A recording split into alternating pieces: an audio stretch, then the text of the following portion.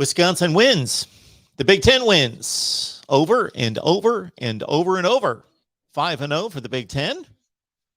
1-5 for the SEC, and the other conferences slot in between, although the Pac-12 is now, I believe, 0-4-3 with Oregon State, Arizona State, and Oregon going down to Oklahoma at the Alamo Bowl. Welcome into the Voice of College Football late night on December 30th, going into New Year's Eve day, 2021. Can you believe it?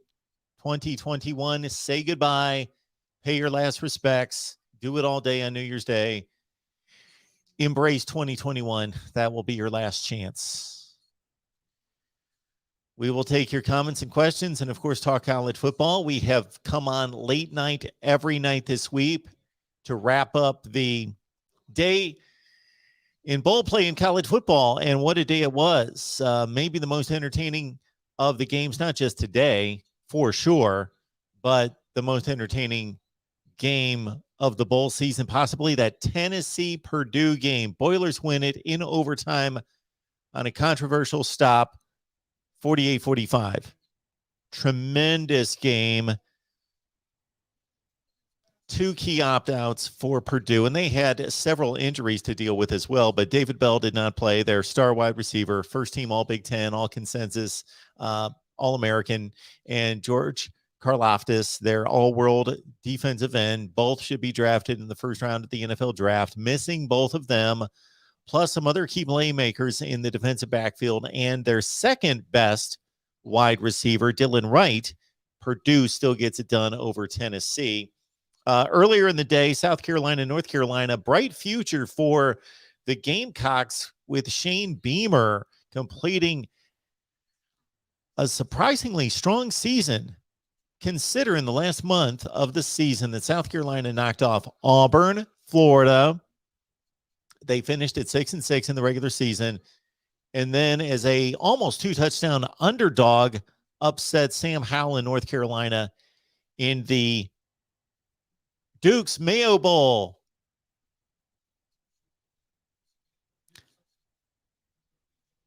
Duke's has done a remarkable marketing job with that bowl game.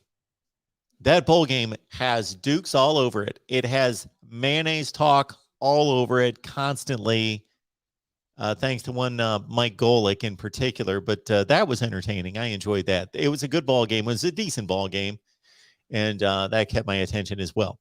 Michigan State Pitt, Spartans score 3 touchdowns in the fourth quarter to pull it away. After being down 21-10, they scored 3 consecutive touchdowns. Pick 6 late may have worked for you or against you if you had a financial investment in the game. And Michigan State wins another one for the Big Ten as they defeat Pitt with no Kenny Pickett. And their backup quarterback, Patty, was knocked out after the first series. He only played a series. He scored a touchdown, knocked out of the game with a shoulder injury, playing with their third-string quarterback. Give Pitt a ton of credit. They outplayed Michigan State most of the game. Should have won the game. Davis Bevell played pretty well, considering. Sure, he made some mistakes and threw the pick 6 after he'd led the team down the field to get them close to field goal range to possibly tie the game and send it into overtime. Davis Bevell doesn't see the linebacker, throws the pick 6, game over. But third-string quarterback, you got to be kidding me. Played really well. And so bowl season coming along rather well. And we appreciate everybody being here. Don't know how long we're going to be on the line, because I got to expect not a whole lot of you are going to be on the line for long tonight. And Wisconsin has made it official. Badgers 20 and Arizona State 13.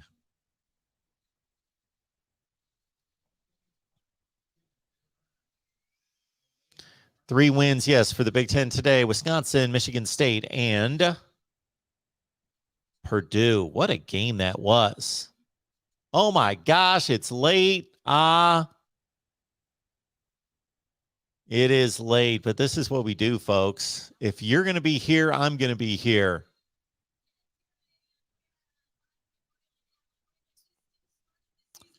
NSTH-TV, Arizona State wants no part of this physical Big Ten football. Well, they did get pushed down the field the final 10 minutes of the game, but Arizona State was right in this game. More ornaments for the tree. Maybe we should plug in the tree and fire up the lights. How about we do that? More ornament. There are plenty of ornaments on the tree. Actually, we stopped putting ornaments on the tree. We left a whole bin of ornaments off the tree. Left them off the tree.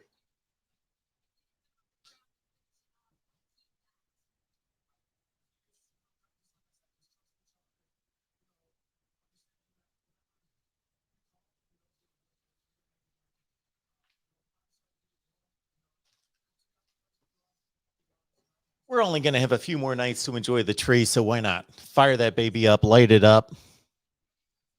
Shines up the set. This is the best the set looks the entire year is when the tree's back there. And it was a skinny tree, very skinny tree this year. Unfortunately, I'm into fat trees, but we came up with a skinny tree. We couldn't do any better than that. The real Hayden says, so, Big Ten West isn't complete garbage, right? And a nice comeback by Sparty.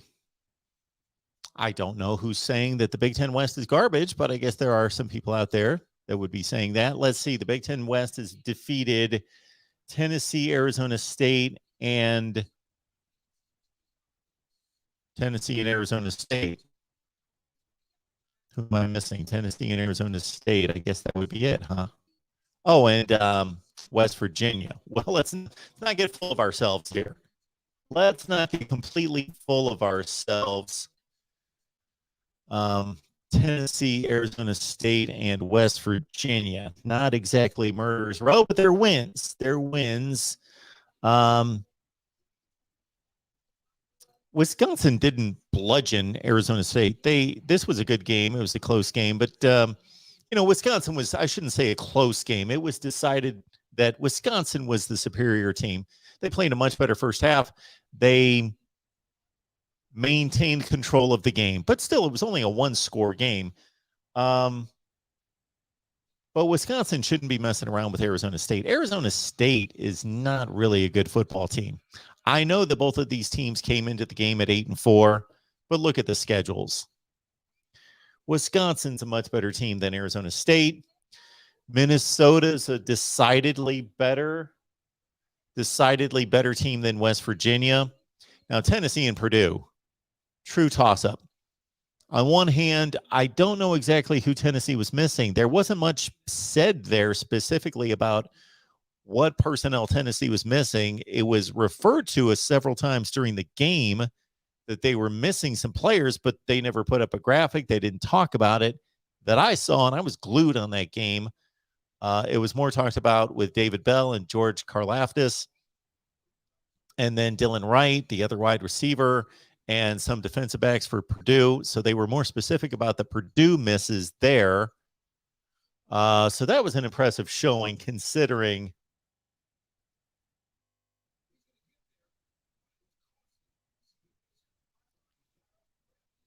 Yeah, G-Dog forever. It was a great game.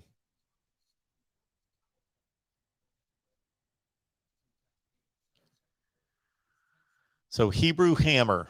Yes, Big Ten fans, you can feel good right now. And I did title the live stream tonight, How Good is the Big Ten? I don't know if we'll get into that. We can if you would like. I am reserving my judgment completely for the big boys. The big boys have yet to play. So Ohio State, we did see Michigan State tonight. And to get a read on this game, Pitt was the better team for most of the game. Up until about 10 or 11 minutes left in the game, Pitt was the better team. Michigan State did not have Kenneth Walker, arguably the best back in college football. Pitt did not have its quarterback, Kenny Pickett, one of the best quarterbacks in college football. Pitt loses its backup quarterback. Davis Bevel, the third-string quarterback, played well. He really did not make a ton of mistakes. When they did not move the ball, it was because Michigan State's defensive line played really well. Pitt's defensive front shut down the Michigan State running game. I don't know what Kenneth Walker would have done any differently. I'm sure he would have made some plays, but sometimes there was just absolutely nothing there. So on one hand, if we're looking at, let's say, the strength of the Big Ten and trying to gauge it based on the Michigan State performance against Pitt, you would say on one hand, well, Michigan State should win this game. They're playing a third-string quarterback. Okay, point taken. But they're also, again, missing one of the best backs in the nation. Other than those two players, I don't know. I did not read into anybody else that was missing that was significant from this game. Also, keep in mind, though, Pitt is the ACC champion. As a fair fight and truly comparing the conferences equitably, who should Pitt be playing out of the Big Ten? They should be playing Michigan, the Big Ten champion. Michigan State is not the best team in the Big Ten. Pitt may not be the best team in the ACC, but they won the ACC. Therefore, they should be regarded and considered to be the best team in the ACC. And they beat Clemson this year by 10 points. So Pitt is the best team in the ACC. They've earned that status. Well, Michigan State's not the best team in the Big Ten. They're not the second best team in the Big Ten. Ohio State annihilated them beyond belief. They are probably the third best team in the Big Ten, but that's not even definite. I would put Michigan State, Minnesota, Iowa, Wisconsin on a line. They're close. Michigan State's and Purdue. All those teams are pretty inseparable. So Michigan State's on that third line with a bunch of other teams. Probably the third best team in the Big Ten. Definitely between number 3 and number 7 in the Big Ten. And they're taking on the ACC champions.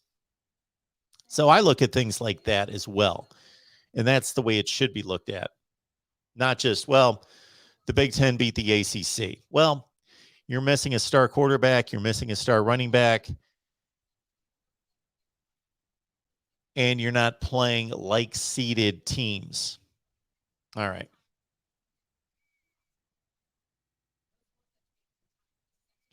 The real MVPs here. Should we strike up the phone lines? You know, I'm feeling pretty fresh. We're feeling good. I know I'm going to be here for the long run tomorrow because we've got an 11 a.m. kickoff with Rutgers and Wake. So the lineup tomorrow, definitely, we should have like 1,000 people online at least tomorrow night.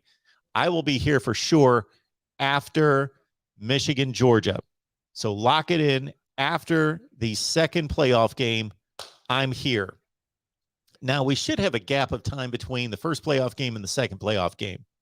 There's usually a good 30 to 45 minutes between one to the other, depending on how long the first game is.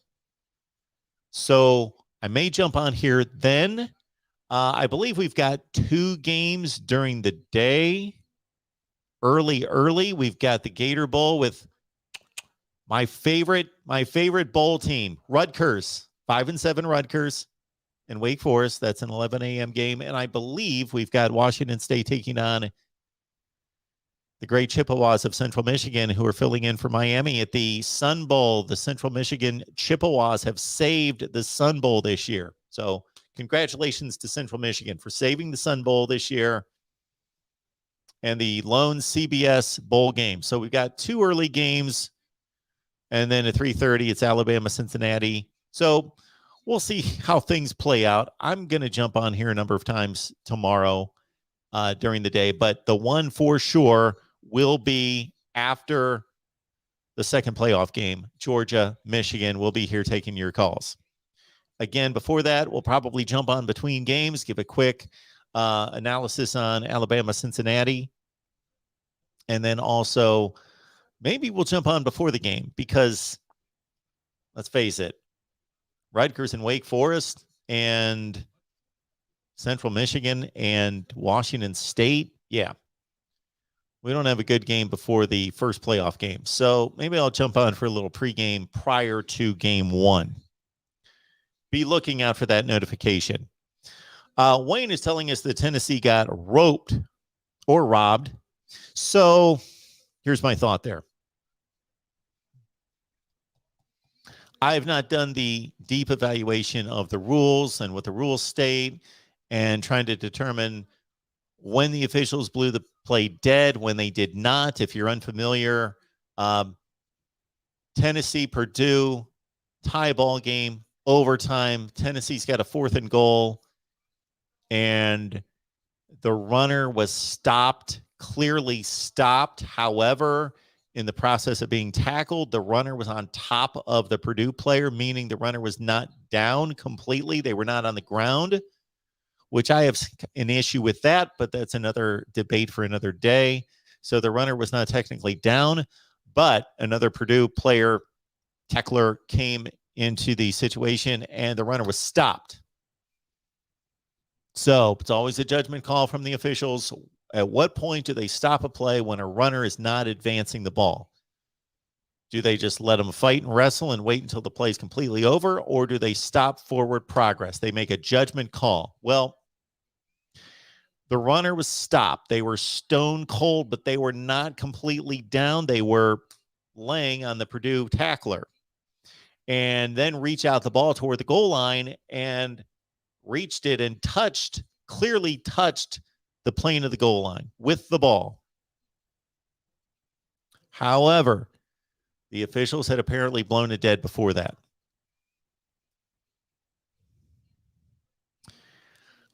I sincerely believe that this is a situation in which there is no definitive way to rule on that play. Had the officials reviewed the play and determined the opposite, determined that the runner scored the touchdown, Purdue fans would have been legitimate in their anger and in their dispute of the call.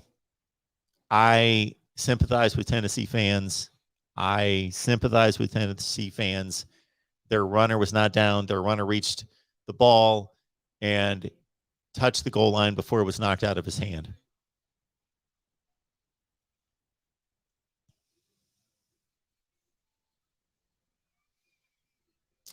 The real MVP wants the Purdue fan to call tonight. Well, the Purdue fan's going to be just hyped up. Michael, our guy Michael, is going to be hyped up because that's a significant win for Purdue.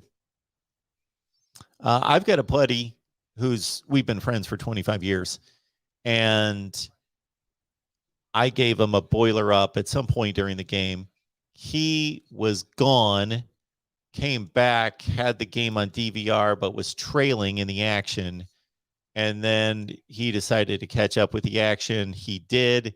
And we watched the last couple drives, like the last drive or two together on FaceTime. And he was pretty excited about the Purdue win.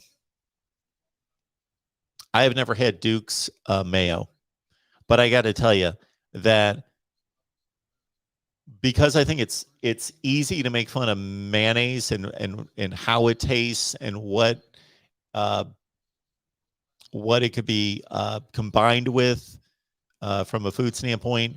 I think that Duke's mayo has gained more publicity, more marketing, more attention for its involvement with that bowl game than any bowl game. If you watched the South Carolina, North Carolina game today, you saw nonstop references made to Duke's mayo, jokes made. We had samples from Mike Golick and the play-by-play announcer, Mike Golick being the color analyst on the game. And he's a funny guy, comes up with some funny references, wanted the rest of the crew, the sideline reporter and his play-by-play guy, to try out Duke's mayo on a number of odd food pairings, like a peanut butter and jelly sandwich, an Oreo cookie, something else. Yeah, Duke's mayo, I need to reach out to Duke's Mayo to sponsor the Voice of College Football. We'll do it up big here. We'll test out and try out and sample Duke's Mayo against other mayonnaise, or just try it on various food items and give our review as well. Hellman's is good, yes. I was fed Miracle Whip growing up, but then I discovered Hellman's and thought it to be far superior. I've never had Duke's Mayo. It's some kind of Southern brand, I believe. Hebrew Hammer, Pitt should have won the game. Their star quarterback and second quarterback getting injured destroyed them.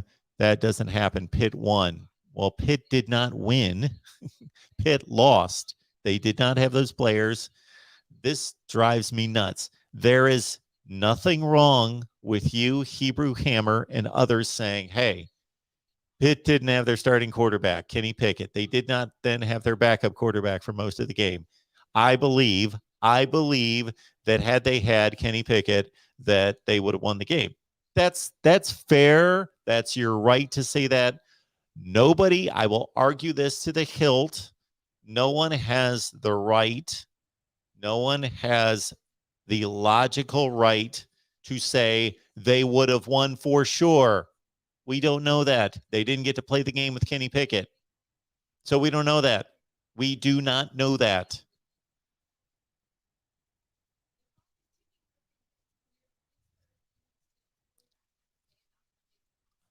I really have no other way to state that than the obvious. When something has not happened, we do not know. Now, Alabama has not played Tuscaloosa High School in football. So we do not know if Alabama would win that game. We can deduct from the levels of football what would happen if the two teams played. Okay, that's much different. In this case, we're talking about two major college football teams, Michigan State and Pitt. They are very comparable teams. They played a good game. Pitt outplayed them most of the game, in my estimation. But Michigan State was a much better team in the fourth quarter, made the plays, and pulled the game out. The backup quarterbacks, did they play at the level of Kenny Pickett? The typical Kenny Pickett play? I would say no, they did not. Nor could they be expected to. But at the same time, that's what Pitt had, and we do not know. We are talking about a far than invincible team in Pitt with Kenny Pickett at quarterback. They lost to Miami this year, and they lost to Western Michigan, and they play in the ACC. So we do not know if Pitt would have won the game with Kenny Pickett. Okay, we do not know that. Uncle Rico, I got to say the same thing. I am torn on the Tennessee call as well. And that rarely happens to me. I usually have a definitive stance. Thought they got screwed initially, but watching it again, you see number 88 pulling the running back towards the end zone, which isn't allowed. Well, he can push him.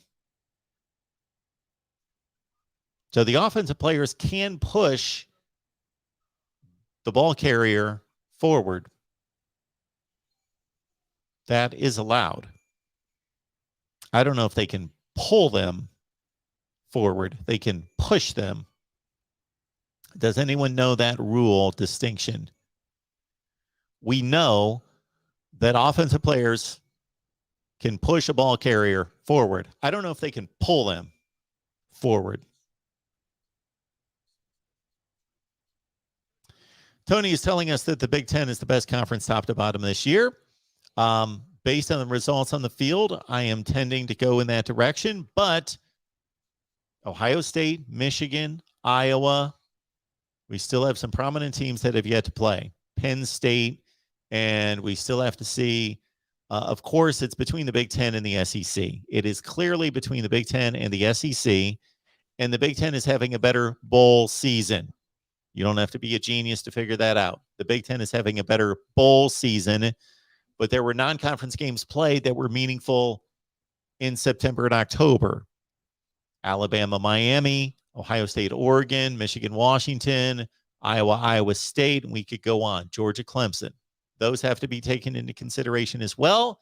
If you're joining me for the first time during an off season, we will rank the conferences based on the results on the field, not based on what we think, not based on our opinions. Traveling fools. Yo, yo, yo, yo, yo, yo, yo, yo, yo.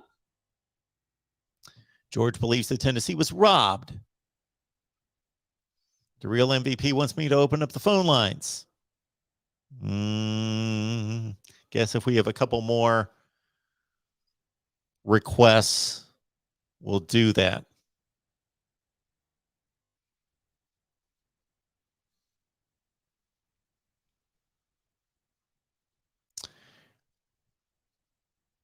I unfortunately have left a couple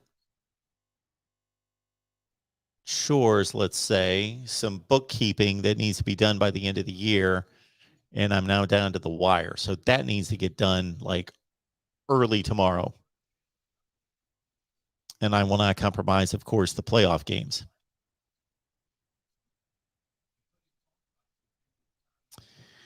All right. So we've got a definitive call on pulling a player forward. Yeah, that doesn't sound like it would be allowed.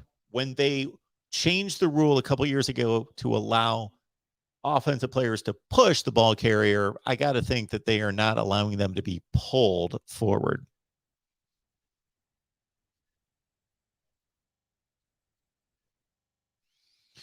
George has a beautiful tree. I would expect nothing less.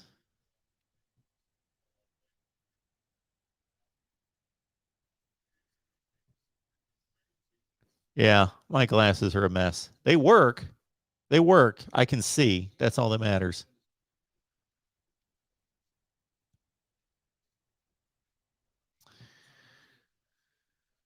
Tony is telling us that the Big 12 is better than the SEC as well, and Michigan going to win tomorrow. All SEC will have is Bama. Okay. The Big 12 is not better than the SEC. No. No, no, no, no, no, no, no, no. It's not close. No, no. The Big 12 is not better than the SEC. Are the Big 12 and the SEC playing any bowl games? I don't think that they are. We've got LSU and Kansas State. That's not going to tell us much. LSU and Kansas State, and that's it, right? That is it between Ole Miss and Baylor. Ole Miss and Baylor. See, there's another situation.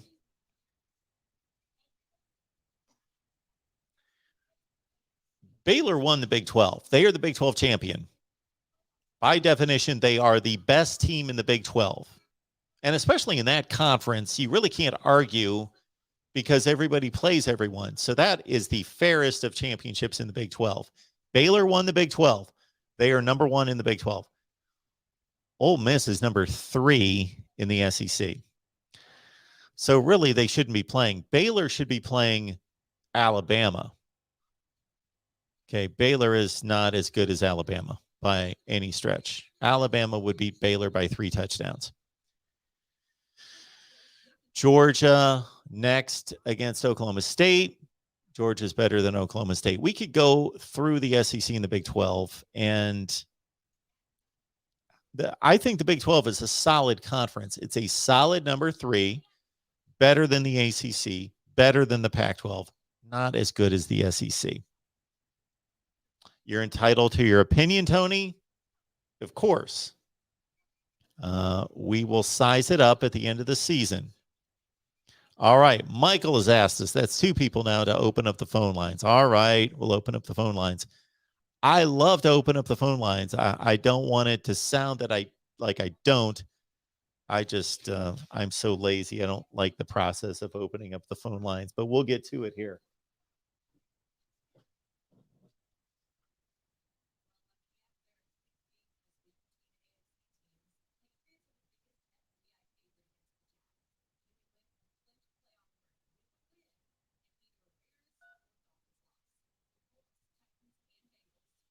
Thank you for calling Collins Studios. Enter your 6-digit PIN number. Welcome, host. You have not started a show session in Collins Studio and cannot yet receive calls on Mark Rogers' Voice of College Football. Please visit the Collins Studio website and begin your session. Music will play until your session begins. For Can I get this done before the music starts? Can I do it? Can I do it? I clicked it. It should have started. I should have been able to get it there. Okay.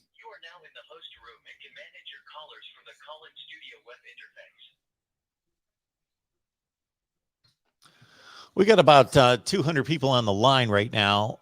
Keep in mind that I'm going to be here several times tomorrow. I plan on pregame before Cincinnati, Alabama, in between games, unless they've got it pressed up right against each other, the end of game one and the kickoff of game two. But otherwise, there's typically 30, 40 minutes in between games.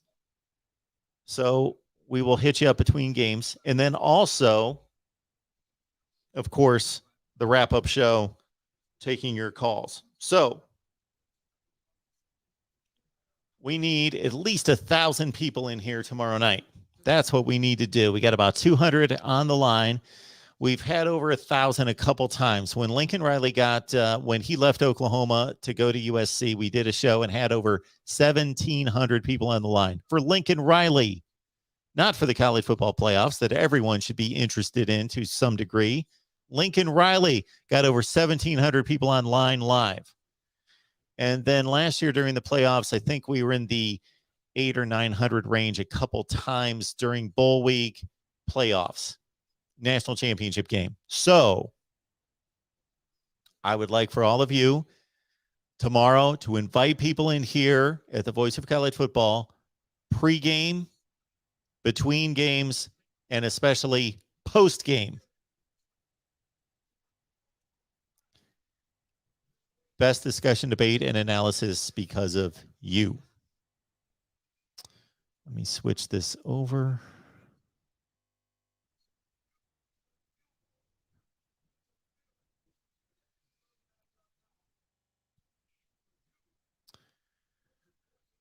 All right, let's kick it off here at the Voice of College Football.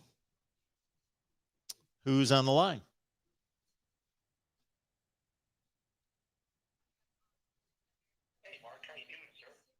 I am doing just fine.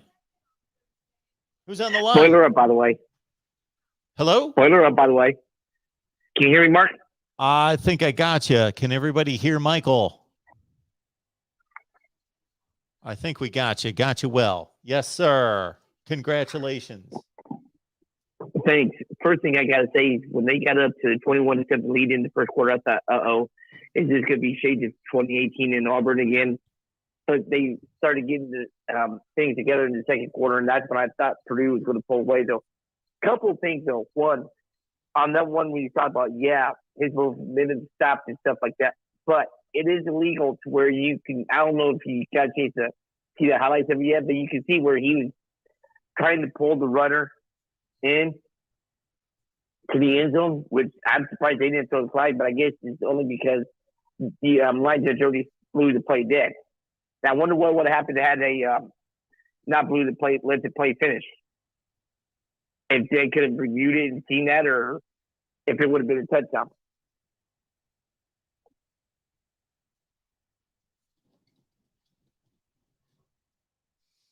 Yeah, so I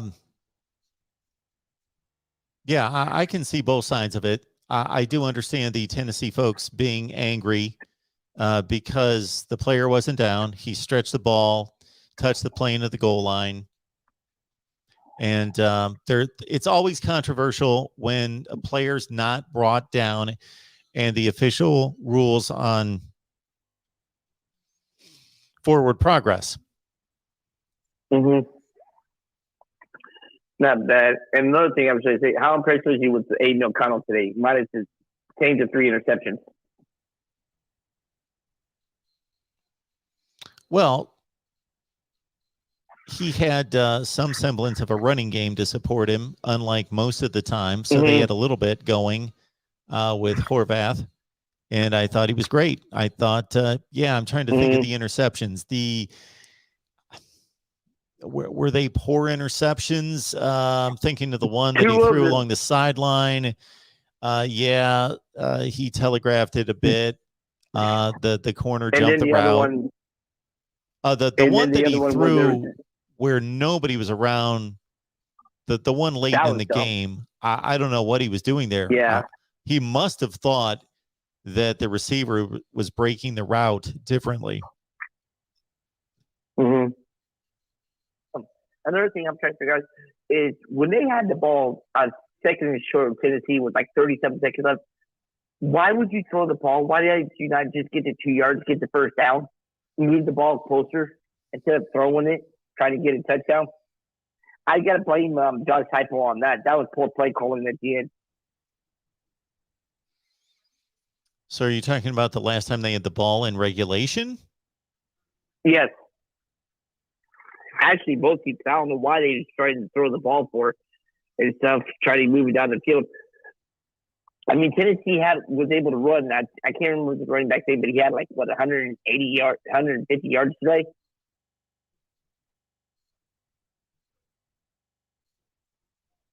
For Tennessee? Yes. And I don't know why they just didn't run there after they got the ball back with like another minute to go and stuff. But so a lot of that's got to be played on Josh Heupel. But other than that was one heck of a fantastic game, man. Outside that game can be going on still, but it is what it is. So other than that, great season. Oh, and I got to tell you this. I don't know if he started during the game, but O'Connell came in as the 8th quarterback on the depth chart. Yeah, I heard and he's that. actually playing like, yeah, how surprising. Now here he is this year, coming back next year, and leading the nation in accuracy. Go figure. Yeah, he's made himself quite a quarterback. Mm-hmm. And I don't know, what did you think of Brock Thompson today, who had the 217 yards and the 2 touchdowns? Who did? Brock Thompson from Purdue. Oh, he was phenomenal. What was wrong with him? Yeah, he has to have both knees operated on. Oh, okay. So I didn't hear that, and I didn't understand that, why after every play he was writhing in pain and hobbling around. So, yeah, he played a really strong game. Yeah, I did. And I got to give credit to Jeff Bob for having 3 defensive coordinators this year. I've never seen that happen before in any level of football. But, hey, it was pretty successful. And this guy's looking pretty promising for next year too, Mark. All right. If you say so. Yeah. I haven't looked at them, but they've got their quarterback back, and that's about all I know at this point. Yep. Just got to get, if they can get the running game shored up next year, especially they got one who didn't play this year plus up the roof. Who knows what's going to be? It can be the sky's the limit. But anyway, I will try to have that article done for you later tonight or first thing tomorrow. I'm having a little bit of trouble with it, but I will have it done for you. Well, I appreciate that, Michael, and congratulations on Purdue. That was a heck of a game, and they finished up 9-4. And I would hope that they would be ranked pretty high in the postseason rankings. Yep, and who knows if they could be in the top 25. That makes sense. Anyway, we got a long day of football tomorrow, and I cannot wait to see the 2 playoff games either. Thanks for taking my call, Mark. Have a great night. Thank you, Michael. I appreciate it. Take care. Yeah, this final play against Purdue, Tennessee, I'm going to have to watch that again and really get a determination on what should have been done there. Yeah, I was on the phone with somebody watching the game, and I just thought, hey, great, they won the game. And it was unfortunate that I hate when a game comes down to an officiating call, as opposed to just, hey, one player beat the other player. Either the ball carrier carried the guy into the end zone, the would-be tackler, and he won the play, or the tackler stopped him, and that's it. I don't like, and I don't really know how to correct this, but I don't like the thought that ball carriers can lay on tacklers. So if I am in the process of tackling somebody and I bring them down on me, I've basically tackled them. For them to be able to catapult themselves off of me and lay on people on the ground, when you really think about it, how much does that happen in a pileup on a short yardage play or down at the goal line where a particular player isn't really down.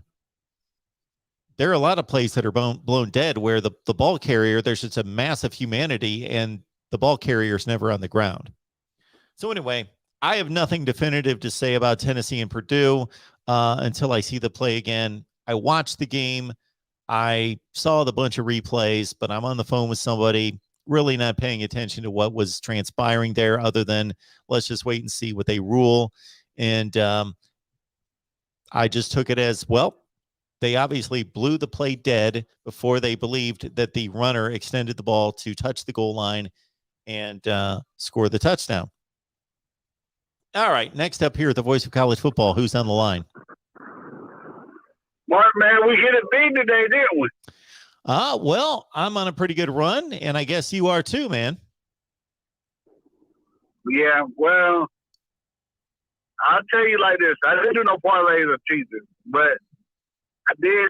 When I saw Carolina go up to 12.5 on 5.5, and everybody was picking South Carolina, I mean, everybody was saying, it's too high. I kind of disagree with everybody. So the last thing I saw of South Carolina was what happened with Clemson.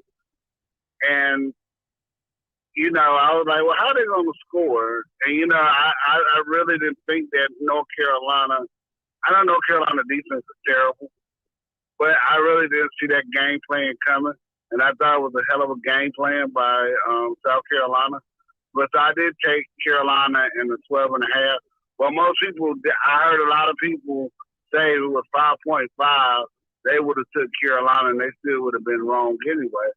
But I didn't think that South Carolina could score that many points from like the game. I seen the Auburn game where they won 21-17 and the Clemson game. And, I just really didn't think that they could score that many points, to be honest with you. But,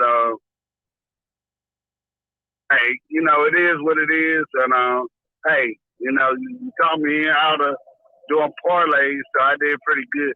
Now, I will tell you, I took the under in the Tennessee and Purdue game. But I took Purdue in to win the game, and I wish I would have put that money on the money line instead of taking the spread. So, it was a good day. Wisconsin got me that 7.5. I think you got it while I was at the 7, I think, or a 6. I think you did good right there. Yeah, it was 6.5 the last I saw, and that's when I made my pick. Right. Yeah, I think that's what it was. I don't know. Did you pick on the Rutgers and Wake Forest game? No, I got to make some picks. Well, yeah, I did. I picked Wake Forest to cover. But it was only 14. It only opened at 13.5 or 14. It's up to like 16.5 or something right now. Yeah, that game kind of worries me, not because I know Rutgers is having trouble scoring, but Rutgers really has a pretty good defense, and Wake Forest has a terrible defense.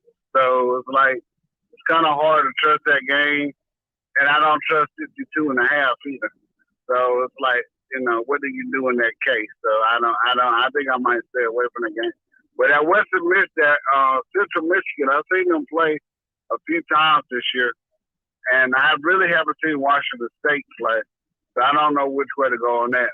So I think I'm going to take all the money, and I'm going to do something stupid and bet on Michigan, who I hate with all of my heart.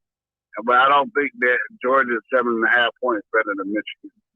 I don't like Georgia's quarterback. I don't trust him to do the right thing.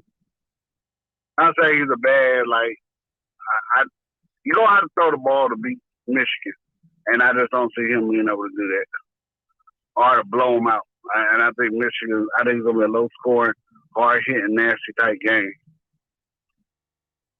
So I think I'm going to take all my money that I won today and put it on that game.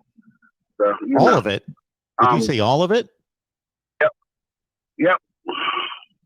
Okay. You say 7.5. But, your caller is absolutely right. The last guy that called, Tennessee got cheated. I know you say you had to go watch the play over, but that guy clearly wasn't down and he crossed the goal line. I don't know how. Yeah, but when did they? I think they said.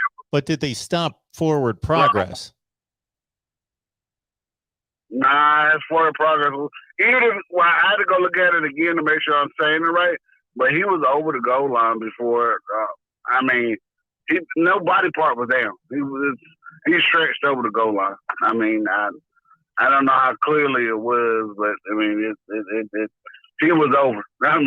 It wasn't like Michael Dyer or the guy that kicked that receiver did for Florida State versus Clemson, where he landed on the player. The guy stretched over and he was in there before the whistle blew or anything happened. I don't know how they got that call wrong. It's clearly that he was over. When you see it, you'll say the same thing. Everybody that saw it, it's like everybody was dumbfounded. So, but I'm gonna let you go. But I got one more question for you. I was kind of shocked when I saw the statistic, Mark. So Florida State, Clemson, and Alabama are the only teams that have over 10 winning seasons in a 14-year period, like 14 years straight.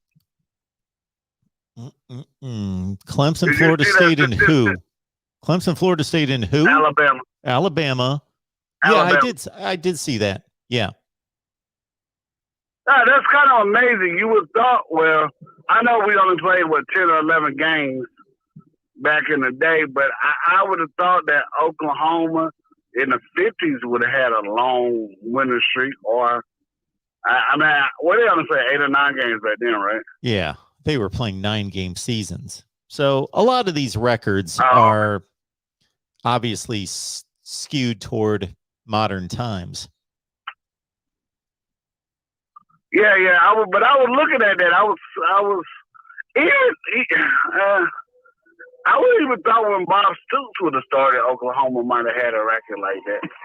I understand that too. Like a lot of, like you said, it's school to modern times, but I thought that Oklahoma would have had a record like that. Oklahoma, I ain't gonna say Michigan.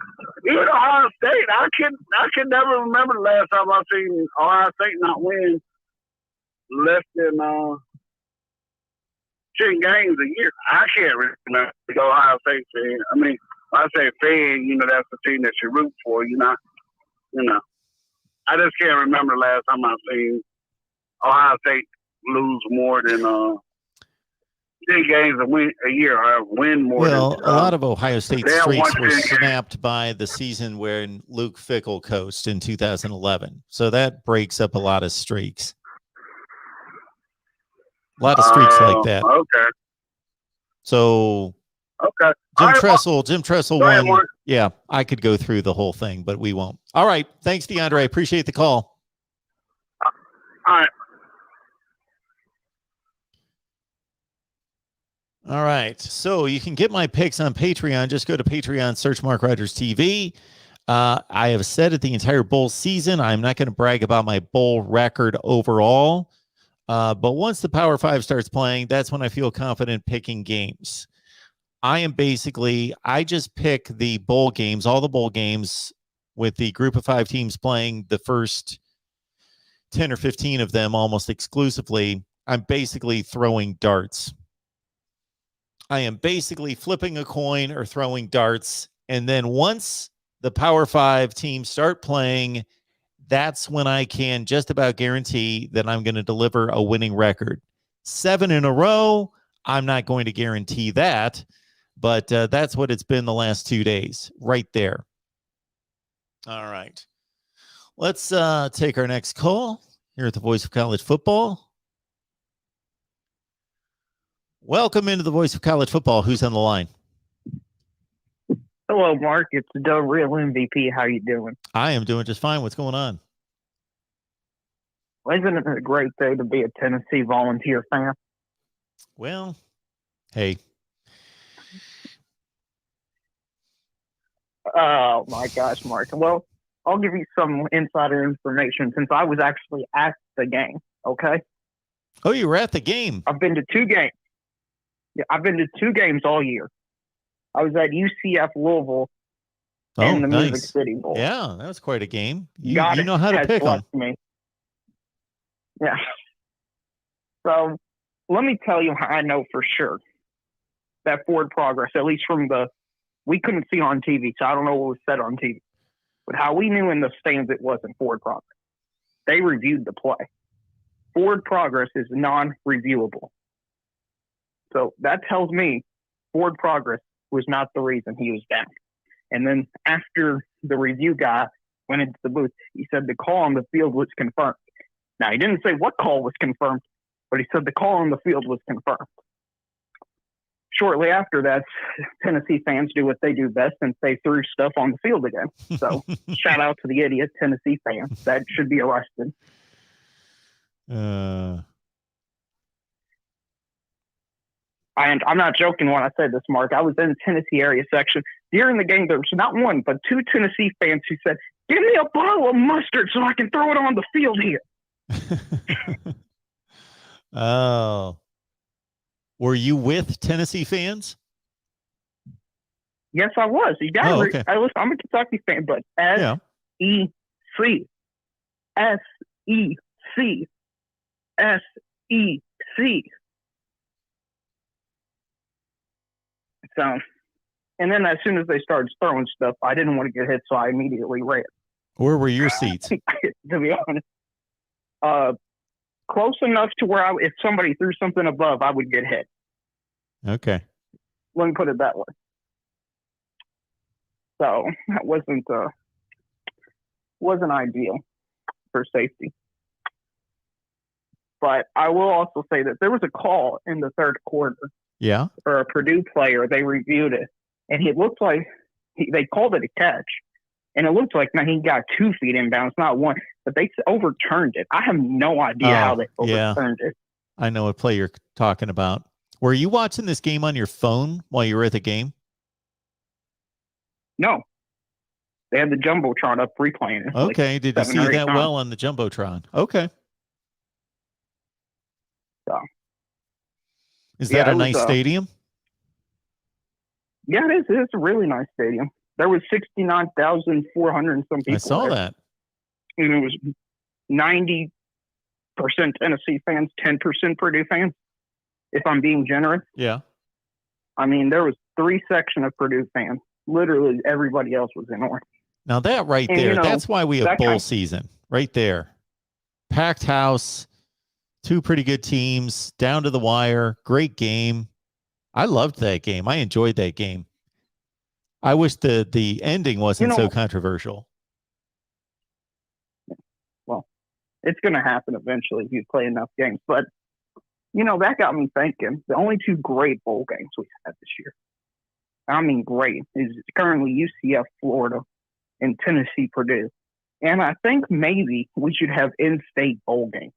Or, have a bowl game in Michigan where Michigan State or Michigan plays in it. I know you're big on that. Get the local team involved in it. So because it was great atmosphere, man. I mean, everybody loved it for the most part until they didn't love it because their team got screwed. And it's 4th and goal. He's at the 2-yard line. And this is the complete opposite side of the field to where I am, by the way. But they showed up on the Jumbotron. He's clearly on top of somebody. And when the people said he got pulled by 88,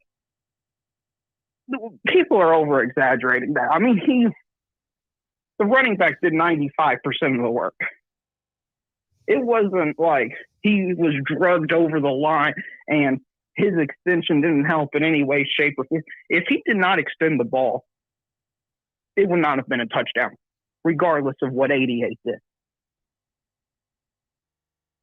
So people need to understand. Well, that. regardless, and I'm not saying that because if he's getting pulled by another player, it has to be called, regardless of the official can't make a judgment as to how much that affects the play. That's just like a holding penalty. There are holding penalties that we know. But since he didn't didn't affect the play, but they still have to be called if they're just ridiculous, if they're obvious. Well, these refs were a joke, in my opinion. There were so many reviews, Well, unnecessary reviews and unnecessary calls, questionable calls. Like that what was it? It was 31-30, and the Purdue player got a touchdown. yeah. I think that could have been offensive pass interference, honestly, from where I was at. The one where they It had looked him like he shoved him stopped, a but bit. he turned around and he went like 60 yards down the sideline, the tight end. No, not that one. It was on the opposite side of the field with the wide receiver. Okay. Maybe it was 38, 38. There was a lot of touchdowns in the last fourth quarter. There's like 4 or 5 touchdowns in the final 5 That was minutes. a great game. Crazy. It was a great game. It was all time great. What I would like them to do with these officials is there were how many pass interference calls in that game? There must have been 10. And I'm not saying that they were wrong calls, but I'm just saying that if you watch game after game after game after game, they're inconsistent. And they need to get these officials from these various conferences together and really attack that rule and determine, okay, we need to be more consistent so these defensive backs know what they can and can't do, because they don't know right now. Right. It changes. Well, I think the first thing you need to do play. is get full-time officiating. Yeah, that would help. Because I think it's ridiculous that in a sport that generates billions of dollars, you're able to play the players, you're able to play the coaches, the universities, but you can't pay the referees. Well, they're paid. When they're the ones who get no credit. Well, they're paid well. I mean, they get paid, just but not they full still time. have to work. Well, yeah, they got to right. work. They need to be full time. I don't know that NFL jobs, officials are full time. At least as of a couple of years, NFL officials were not full time. I don't know that they are now. They're full time now, and it just started. If they are, so yeah, they've been full time ever since. The NFL had this issue a few years ago where they were you know how it is. They were horrible, so they fixed it. Like, let's see.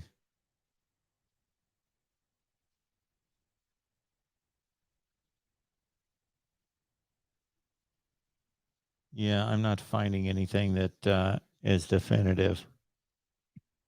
Well, I Googled it and it said 2017 was the first year. 2017, why the NFL is finally hiring full-time officials. So there you go. The NFL went for 80 years with officials holding other jobs during the week. The NFL. Well, yeah, but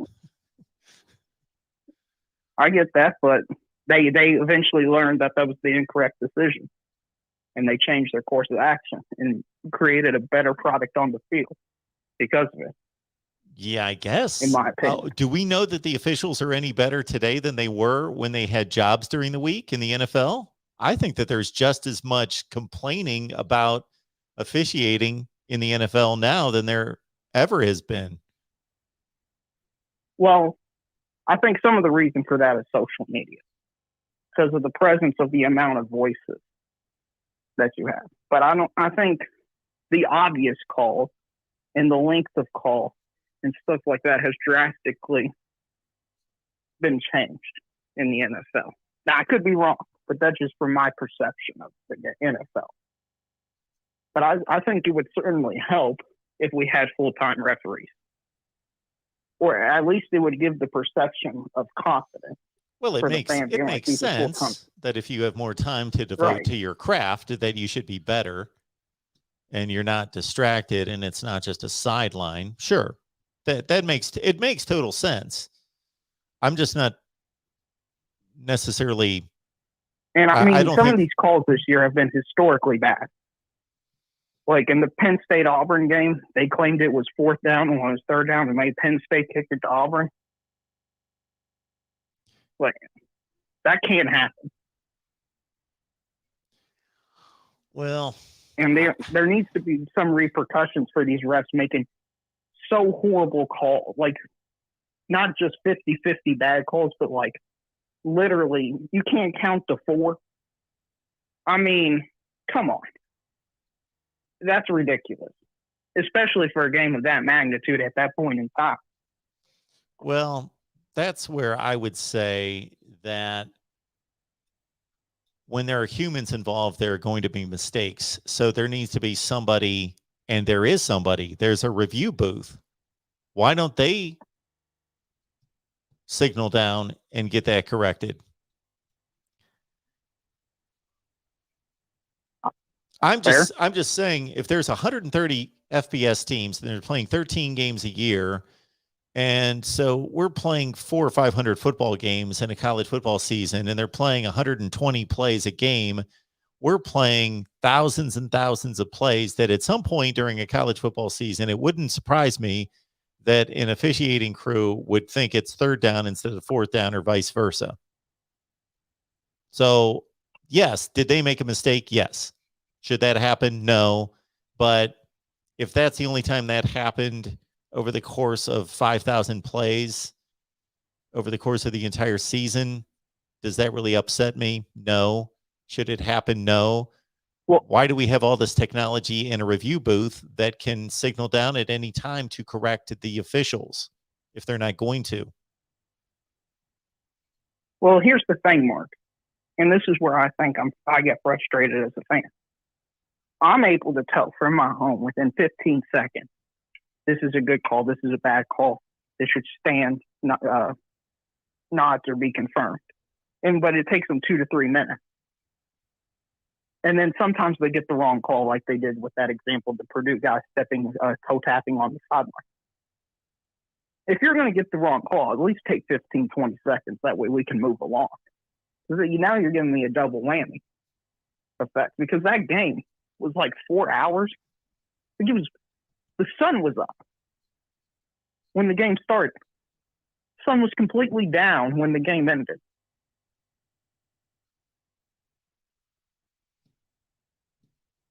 Over 4 hours for a football game. Now, I understand Tennessee and Purdue, they had a bunch of points. And when stuff, there's overtime and 93 points scored, and it's a bowl game when halftime's longer than it typically is, that's not that unusual.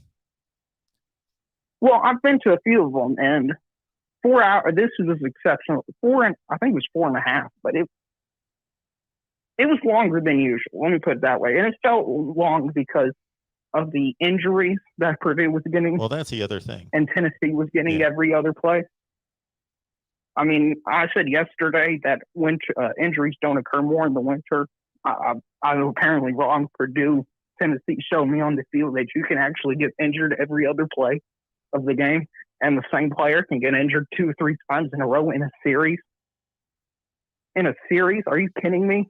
Yeah, well, we've talked about that, and it's going to be addressed, I would think, during the off season. And there's been a number of people that have come up with the same solution for that, and that's to eliminate the player for that particular series and have them sit out the rest of the series. So, all right, I'm going to go on and pick up the rest of these calls. But glad can I just say 2 more things? Sure. Just 2 quick things. On that the throw to the tight end, the Tennessee fans blame the refs for it. Don't ask me why. And congrats on your USC channel hitting 1,000 subscribers. Thank you. Thanks, man. Have a good night. All right. Yeah, when that Tennessee-Purdue play came down to the wire, I thought about reviewing it, shooting a video, laying down the law on whatever I thought should have happened, but then I just kind of moved on from there. So I really, truly don't have an opinion on it, because I was watching it in real time, and again, I was on the phone and did not take it in and really break it down to what should have happened. It appears, based on your feedback and based on what I remember watching, that I don't know why the officials would have blown that play dead. You've got a running back advancing toward the goal line. He's hit. There's a struggle back and forth. The defender then gets help from another defender, and they are driving him down to the ground and kind of stopping him at the same time. He's not advancing. So I guess, and that gets a bit accentuated when you watch it on replay and it's in slow motion. So I could understand, and again, I would have to watch the play again. I could understand why the officials would have called it forward progress, because he was stopped for a considerable amount of time before he stretched the ball across and touched the goal line. Now, in terms of the pushing, the pulling, we have, I believe, clarified, even though I can't find it online. We know that for years and years and years, both in college football and in the NFL, we're dealing with college football, it was illegal to push an offensive player forward with the ball. They changed that rule 3 or 4 years ago, and we see it effectively done now almost every game, where offensive players will push their offensive teammates with the ball forward, but they are not able to pull them, which I believe is a good rule. The pushing, I can not necessarily support it, but I'm not against it either. I'm okay with that either being legal or illegal. I see both sides of that. The runner, to a certain extent, I could understand the rule being changed to what it was, that you can't push a runner, because the runner should be able to advance the ball. They should be advancing the ball by themselves. But I guess on the other hand, the theory is that if a tackler can have help in tackling the ball carrier, why can't the ball carrier have help in forwarding the football? But you know what? If that's the case, and it is now the case that the runner gets help, can get help from his offensive teammates, then we need to get rid of forward progress. I've always thought that forward progress ruled in favor of the offense way too heavily. You know, this sticking the ball out at the last second while you're running out of bounds and gaining a certain amount of yardage, but then also fighting and trying to get more yardage, but then getting pushed back. You know what? You got tackled back there. Why do you get forward progress? You wanted to keep striving for more yardage, fighting for more yardage. Therefore, you should have to pay the penalty of being driven back and tackled back here. Otherwise, then you should have gone down there. I'm not as heavily in favor of forward progress, and I believe it helps the offense way too often, unnecessarily. So again, in this case, based on what I recollect of seeing that play a couple times in front of me, that I can understand why the officials would have called the play dead. But I also understand why they wouldn't. Tough call. Welcome into the Voice of College Football. Who's on the line? Hey, happy holidays, Mike. Minnesota Dave. Hi, Dave. How you doing? Doing good. Very proud of the Big Ten. And I said it to you last time, I think the Big Ten's defense is way better than any other conference. You know, that's just my opinion. And the one thing I really wanted to talk about is I don't hate the SEC.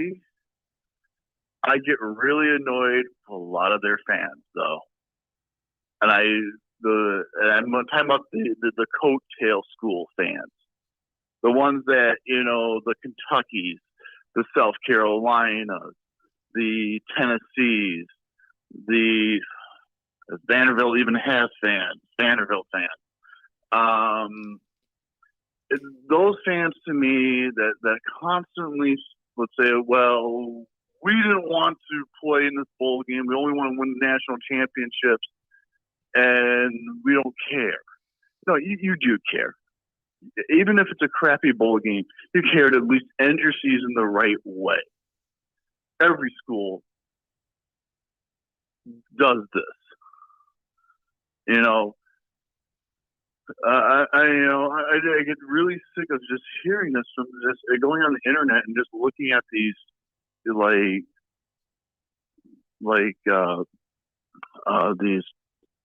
these chats and just looking at these fans, just thinking, well, we win national championships. No, you don't. Bama wins national championships. It's Bama and maybe one other school like LSU or maybe a Florida on occasion that might win a national championship outside of maybe Bama.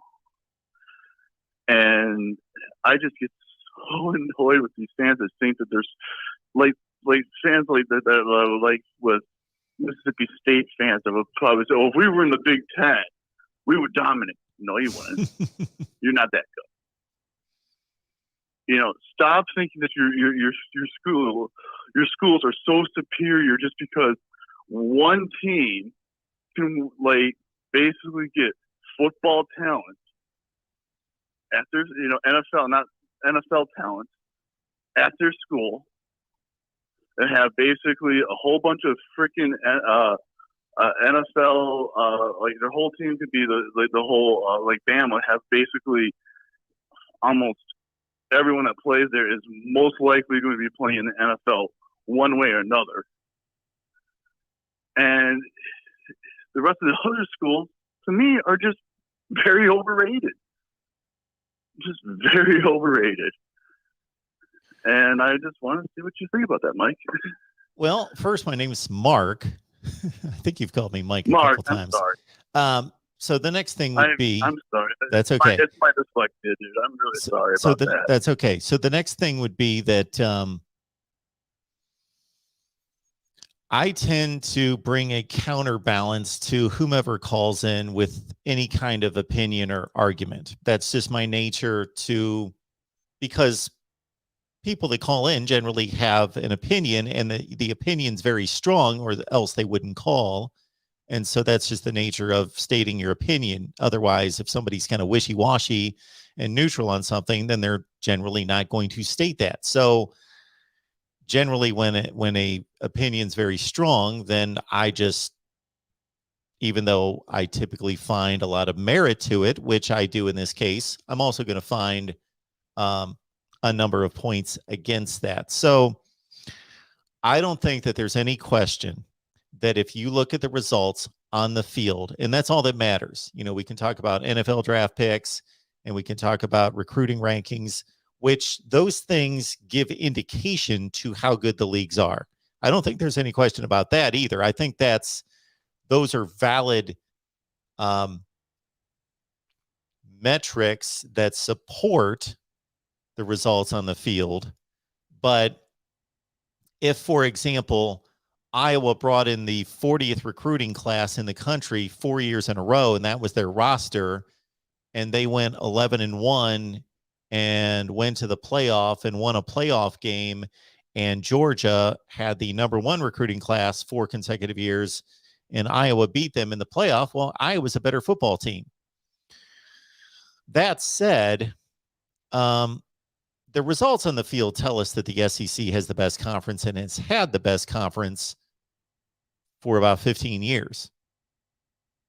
And that really can't be disputed. It just can't. Well, unless Michigan ends up winning the national championship. Okay, let me finish. I mean, come on. Come on. If you, seriously, this year, though, the SEC has been awful.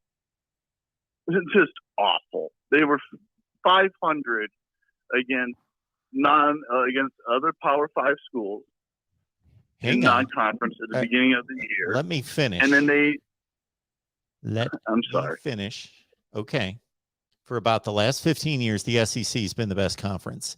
There's really no way to debate that. That's not good for my channel. I would love to have that debate, because I would be on here with charts and rankings if there was a great debate and it could be waged, the Big Ten or the SEC or maybe even the Big 12 or somebody else. I would love to have that debate and really break it down.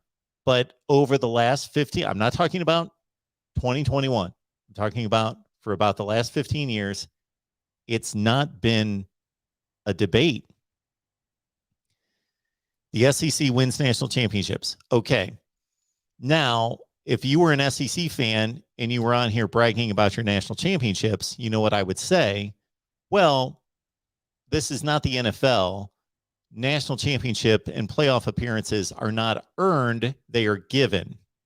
So the SEC has been given favoritism in being given those playoff spots. There has been a slight favoritism given to the SEC, both during the playoff era and the BCS championship. So it is easier to win national championships when you are given more opportunities to win national championships. So that both of those are going on. The SEC is given favoritism in BCS championship games, in given those spots in the championship games and now in the playoff. But to their credit, to the league's credit, it is capitalizing on those opportunities and winning the games in the championship game and in the playoff. And that can't be disputed. And then even if we go through the bowl games, which I love the bowl games, now we have this issue with opt-outs and trying to evaluate what teams have more talent sitting on the sideline and all of that. But that aside, I always liked the bowl games from the sheer entertainment standpoint, but also because it was the best barometer to rank conferences and evaluate the conferences, because during the regular season, the conferences play each other, but typically they're not like seeded games because they were scheduled 10 years ago. Alabama, for example, this year played Miami. Well, Alabama's the best team in the SEC. Miami's the whatever seeded team in the ACC, the fifth best team, the sixth best team, whatever. It's not a, so what gets put down is that the SEC's 1-0 and the ACC's 0-1. Well, that's not how I look at it, because Miami should not be playing Alabama. That's not a fair contest. But that's what we have during the regular season. So this is why I cherish bowl season. One reason is that we have like-seeded games. Champions typically play champions, and number two teams play number two teams. Now, it's a little bit off. It's not entirely fair, but it's generally fair. Like-seeded teams play. And again, Minnesota Dave, I'm just telling you the facts. The SEC has the best bowl record. And on top of that, there's no question that the SEC and the Big Ten play the most difficult bowl schedules. That's another thing that people don't take into account, is who you're playing. And I could prove it year after year after year after year. Those two conferences play the most difficult bowl schedules than the other conferences. It's not even close. And the SEC has the best record. Okay, that's the last 15 years. And when I say the last 15 years, that doesn't mean that there wasn't a year or two or maybe three in there where it was debatable. I'm not saying that the SEC was a slam dunk winner every year for the last 15 years. But over the course of those 15 years, it's not even close. It's not debatable. But there were some years in there where you could argue that the Big Ten was better. And actually, one year in there, in 2016, you could argue that the ACC was better. Okay, now put that aside, whether you believe in what I just stated or not. We're in 2021. Okay, in 2021, I produced a couple videos in the first 3 or 4 weeks of the season when all these non-conference matchups were being played. And the result that I came to is that it was very close between the SEC and the Big Ten. Like, I couldn't distinguish the results. They were both 8-6, 9-7, whatever they were, something in that range. I don't have the numbers in front of me, against the other four conferences. And then beyond that, both leagues basically avoided embarrassing losses. Like, the ACC has a string of horrible losses, like Georgia Tech losing to Northern Illinois and those kind of games. And the Big Ten and the SEC have generally avoided that. and have the best win-loss records against the other 4 conferences, and also the best win-loss record against the FCS and the group of 5. So my conclusion was, let's wait to the bowl season and we'll see who plays better. Well, as it stands right this second, the Big Ten is playing decidedly better. But I'm not going to make a call on that with Penn State still having to play Arkansas, with Michigan still having to play Georgia, and with Iowa and Kentucky still having to play, in addition to the other games that the league plays on against other teams. So that's where I stand right now, is that based on the play on the field, that they were very close this year against non-conference opponents, and that I want to see Georgia and Michigan play, and maybe Michigan and Alabama play. Hopefully it will come to that. And these other bowl games will give me some indication as well to determine the better league. I think it's a losing battle for the Big Ten overall. I'm not talking about this particular year, but going forward, just year after year after year. It's just a difficult hill for the Big Ten to climb because the SEC pulls in superior athletes by and large. And that's not really debatable either. They just do. They just pull in better recruiting classes.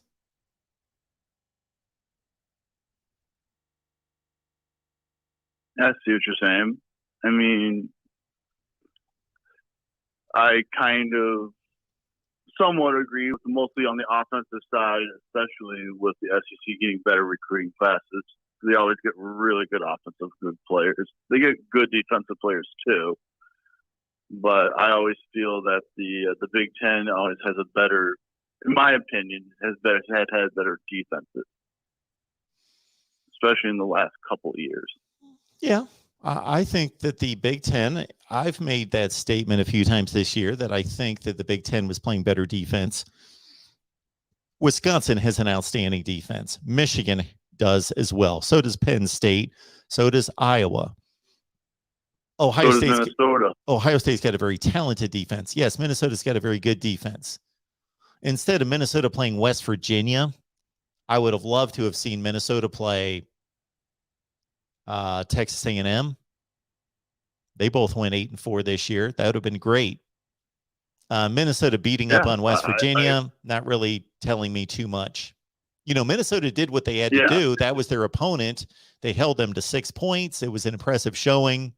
But West Virginia's like the 55th or 60th best team in the country, something in that range.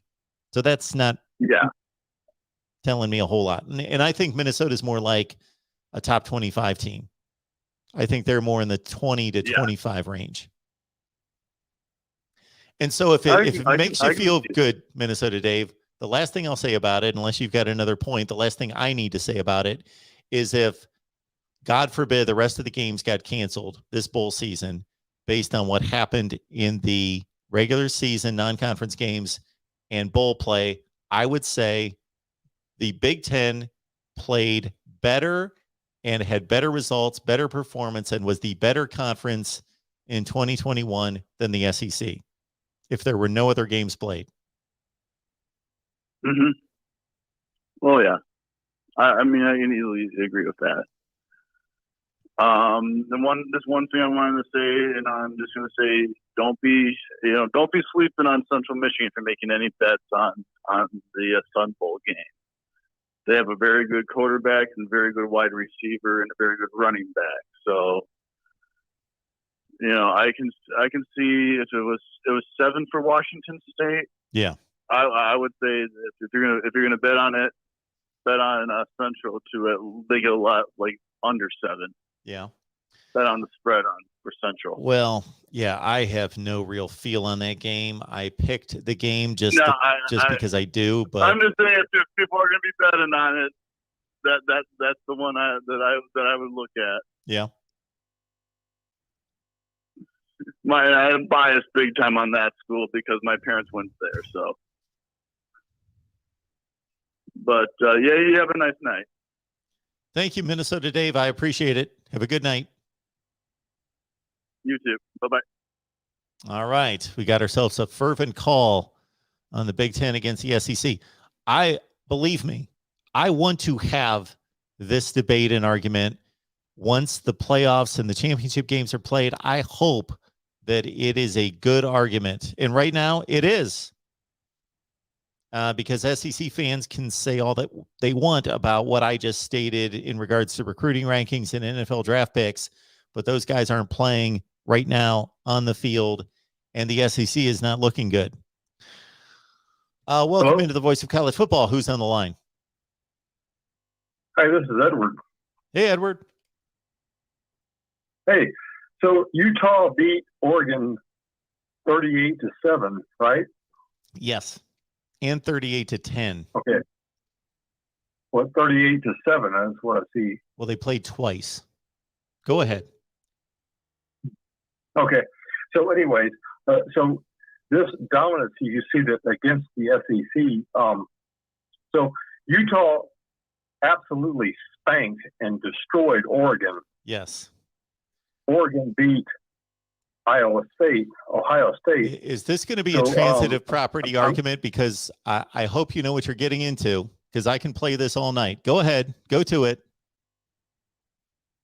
No, I'm not gonna go into it. I'm just saying that. Yeah, I agree that Ohio State, or whatever they are.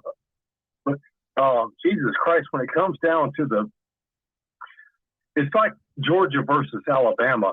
Alabama always has the number. They always just seem to find a way to win. Yeah. And Ohio State is a great team. They're really good, unless they go against Purdue or Oregon, and then they just fall apart. Okay, Ohio State's a great team. First of all, I don't think they're a great team this year. They have a great talent, but anyway, they're a great team unless they're playing Purdue or Oregon.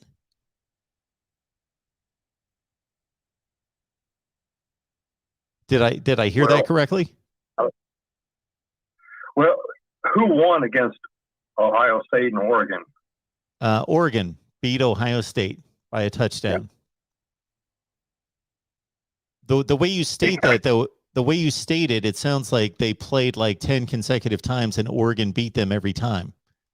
I'll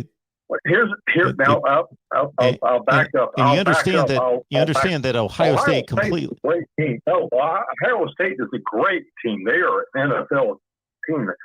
But okay, let me do this. That one game they got kind of robbed because of the weather. Who was it? Michigan. Yeah, Michigan. They had the weather on their favor. They had the fans on their favor, and it was like you could feel the energy. When I was watching that game, I was like, "Oh my God!" It's just like you could see that Michigan fans were just like, "Oh, it's like that was one of the best games I ever seen in my life." But Ohio State might have been a better team, but Michigan fans and that energy and that weather was just like it was like a football game I'd never seen before. And I loved it. It was great. Well, yeah, to me, that was all about home. Yeah, the scene was phenomenal because Michigan had not beaten Ohio State in forever, and that is obviously one of the biggest rivalries in sports. And Michigan was the much better team on that day, and therefore have every right in the world to claim to be the better team because they won the head-to-head matchup. Now, there are all sorts of other games that we could connect to that other game, the game, to show that Ohio State was the better team for the rest of the season, but that didn't matter because when they played, Michigan was clearly the better team. I'm not understanding your point.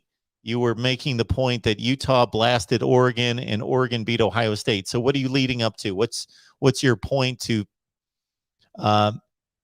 bringing up all these various games? Well, some of it is your own videos. Okay. If you go back, and this is one thing I love about YouTube, I told you about Utah way back, and you didn't even put them in your top 25, in the Mark Rogers top 25. And here we are playing Ohio State, and it's like I I told you about this way back.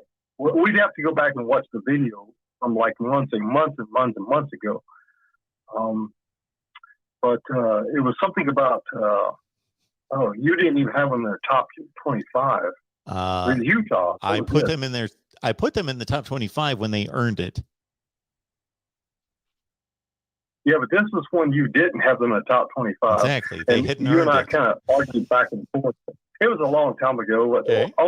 We can go back and watch the YouTube videos. It was a long time ago. But here they are back in the. This is awesome though. It should be a really good game though. What do they call it? The Rose Bowl. Yes. Yeah. So you're a Utah fan, and you won the Pac-12 championship. Oh, You're yeah. going to the Rose Bowl. You've blasted Oregon twice, and Oregon beat Ohio State. So I can see how you would put that together. That makes some semblance of sense, but it doesn't always work out that way. Well, I will tell you this, that I think it's going to be a highly competitive, close game. I don't have any doubt that Ohio State's a more talented team, but the more talented team doesn't always win. Ohio State's missing 4 of its best players that have opted out to prepare for the NFL draft, and that's not an excuse. It's just that's a fact. And Utah had an exceptional season. At the time that I was not considering Utah a top 25 team, you know as well as I do that they lost 3 games early in the season. And they lost to BYU. They lost to Oregon State. They lost to San Diego State. That is not the makings of a top 25 team. So once they showed me that they were a top 25 team and beat some decent teams, in particular Oregon, that's when they moved into my top 25. No, I don't. Yeah, it's just kind of. I admire you. I have very much respect for you. I appreciate that. I think you're amazing. But that's why I kind of think it's kind of funny if we could go back and watch those YouTube videos, and that I beat you on that one time, and that's why I feel like I had kind of respect for myself. Well, that's great. Anyway. No, I think that's great because you saw something in your team. And you believed in them despite them struggling at the beginning of the season, that they were going to straighten it out and accomplish great things, and they have. You need to understand that I'm coming from it from a neutral standpoint, trying to be unbiased about it, and I am just evaluating a team like Utah in particular based on what they've done. I'm not trying to project. When I'm ranking teams, I'm not trying to project what they're going to do. You were calling me basically with faith and confidence that Utah was going to get better and play better and going to prove to be a really good team, which they have. And that's to your credit. My ranking doesn't project anything. It's just based on whatever has already happened. I understand that. Yeah, absolutely. And hey, man, I appreciate you taking my call. And, I respect your opinion, but I got it right that time. well, good luck on New Year's Day. I know this is a big deal, and it's historic for Utah to win the Pac-12 championship and get to the Rose Bowl. So it's been an amazing season, and I hope it's a great game. Thank you, sir. All right. Have a good night. Thanks for the call.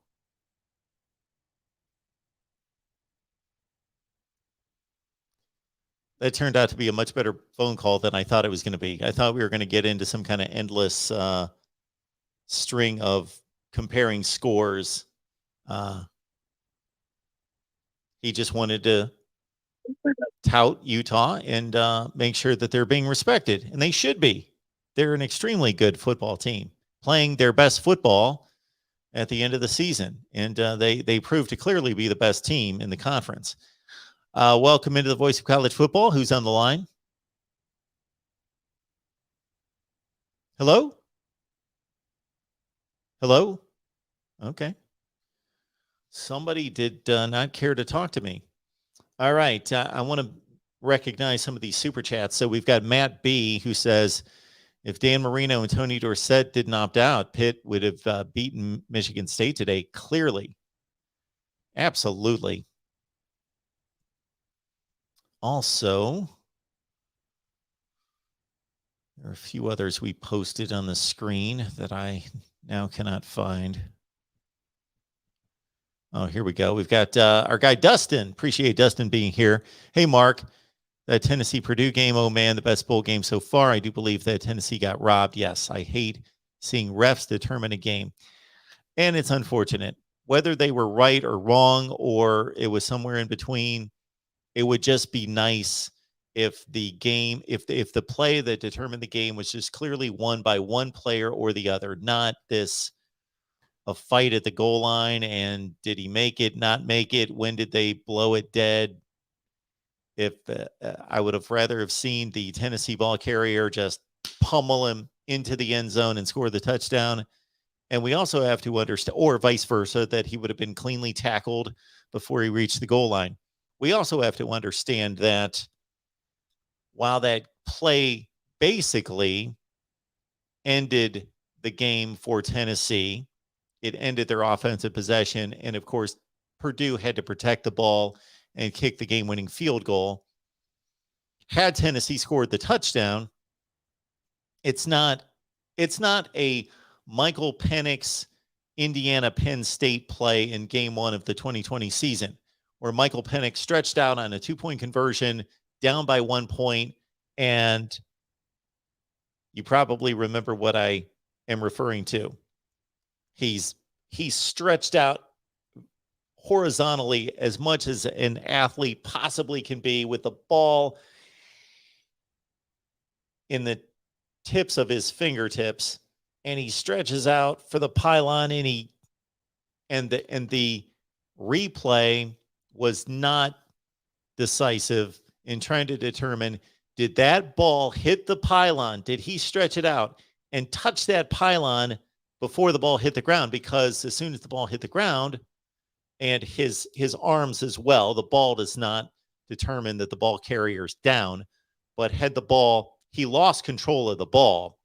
So once the ball hit the ground, he lost control of the ball. So did the ball hit the ground first before it hit the pylon because he lost control of the ball and the play would have been dead as the ball went out of bounds? Or did he just barely touch the pylon with the ball, which is scoring a touchdown? And it was determined that he touched the pylon with the ball, and therefore Indiana won the game. And that was the last play of the ball game. Either way, either he scored and they won, or he did not score and they lost. In this Purdue-Tennessee game,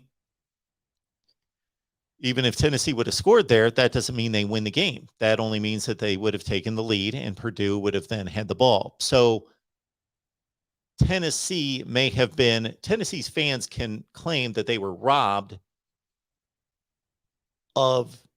that they were basically robbed of that play. Therefore, it put them in a bad position to try to win the game. It took a scoring play off the board for them, but Purdue still was getting the ball with the opportunity to then tie the game. So it's a call near the end of the game, but it did not decide the game. There was still more football to be played. Tennessee could have stopped Purdue. I know that's no consolation, but it was not the last play of the game. That was not in regulation with 1 second left on the clock, and Purdue was up by 5 points, and the Tennessee runner either scored to win the game or he got stopped to lose the game.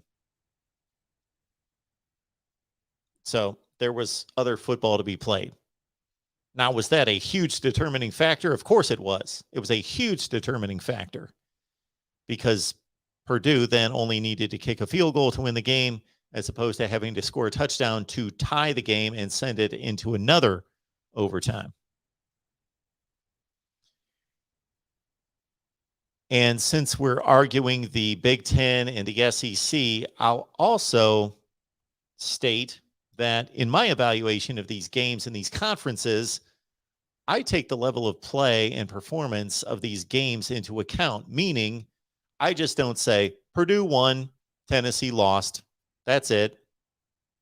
Doesn't matter. In terms of awarding the bowl trophy, all that matters is who won and lost. It doesn't matter if it was 50-0 or 49-48. All that matters is one team won, one team lost. They get the trophy.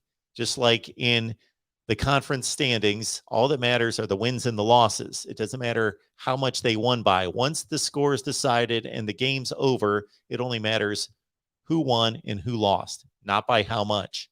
But we're talking about evaluating conferences. So we're talking about an evaluation. So it definitely matters to me. I'm evaluating the level of play. So it definitely matters to me that these teams basically, Purdue technically won the game. But to me, in evaluating the two conferences, we had two like-seeded teams from each conference. So we had about the fifth best team in the SEC taking on about the fifth best team in the Big Ten, right? Who's better than Purdue in the Big Ten? Ohio State, Michigan State. They beat Michigan State, but they had a worse record. And then you can have all sorts of arguments concerning Iowa, Wisconsin, Minnesota, Purdue, but they're on that level. Okay, Tennessee. Alabama's better, Georgia's better, Texas A&M's probably better, and Ole Miss is better. And then Tennessee's, they're on that plane with Kentucky and Mississippi State and Arkansas, etc. So those two teams were evenly matched. And the game was a complete toss-up. Purdue technically won. Credit them with the win, but it was a toss-up. We can't walk away from that game thinking with a determination that Purdue's better than Tennessee or Tennessee's better than Purdue. It's inconclusive. So that's how I evaluate it. It's inconclusive. Yes, I give Purdue in the Big Ten a slight edge because they technically won the game. And Purdue was missing more key players. Two of the best players that are moving on to the NFL draft, and David Bell and George Karlaftis. And I still didn't get any definitive list on what players, key players, were missing for Tennessee. They're about to show this play. They're showing it on SportsCenter right now. And I had it pulled up here, but I did not watch it. I'm going to give it a look, and maybe I'll have something to say about it. We'll see. We will see. After hearing from that Central Michigan guy, I'm about to pull my pick off the board for that. Because really, I have no business picking Central Michigan and Washington State. I'm just throwing darts at that one. But if you've noticed, we've selected 7 consecutive against the spread, 7 straight against the spread. So join us on Patreon. Search MarkRogersTV on Patreon to get my picks. All right, welcome into the Voice of College Football. Who's on the line? Hey, what's up, Mark? Congratulations on how you're doing in the pick'em, man. 7-0, baby. Got the last 7. Wish I could gamble like you. Got the last 7. Wasn't doing great before that. Yeah. But those group of 5 teams, I do not have a handle on those games. Look, I don't bet on college football. I don't bet in general. I used to back in the day, and I used to bet a lot on Michigan, and then every time I bet on them, they would lose. So I was always a skeptic that if I bet on Michigan, we're going to lose. So I stopped. But anyway, let's get away from all this. Well, I'll say that, that I watched that Purdue Tennessee game. I hate to, and I didn't mean to say, that call ended the game. Because, of course, if Tennessee scores a touchdown there, then Purdue goes down, and there's a whole different mindset. And now, okay, we got to score a touchdown instead of just getting into field goal position. So it's not really there. But I do believe that was a touchdown. I don't know. That's just my opinion. I've watched it over and over and over. The whistle was blown way after he reached the ball out over the goal line. I don't know how they came to the conclusion that was not a touchdown. But anyway, it is what it is. But let's get some good news in. Jackson Hill made the trip. He's down in Miami now. He's going to play. All right. I'm not going to say he's going to play, but he's there right now. And he was with the team earlier today, which means he is cleared COVID protocol. So the chances of him playing are pretty good. Yeah, I'm glad of that. So I'm I very like happy to about see, that. the best players out on the field. Yes, I know. We said this the other day. I do too. I'm very happy about that. I can't wait tomorrow. You know, everybody's SEC, Big Ten. You know what? SEC is what are they? 0-4, 0-5, something like that. Yes, Big Ten 1-5. 4-0, 5-0, something like that. It doesn't really. I mean, these games all matter. Don't get me wrong, but tomorrow and Saturday is when the meet. That's where we really find out. That's, Sure. You know, the top of the SEC and the top of the Big Ten that are playing. That's where we're really going to find out who is better. Well, yes and no. That's going to tell us who's better between Michigan and Georgia. That's not going to tell us the best conference. There are 14 teams in each conference. We're talking about 28 teams.